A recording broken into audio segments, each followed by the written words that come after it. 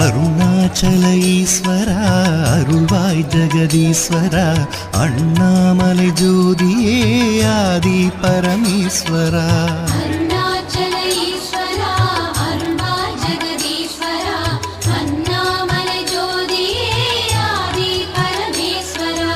ஆதியின்றி அந்தமின்றி ஜோதி சுடரானவா உனை நினைந்து நலம் வேண்டி வருகின்றோம் கிரிவலம்.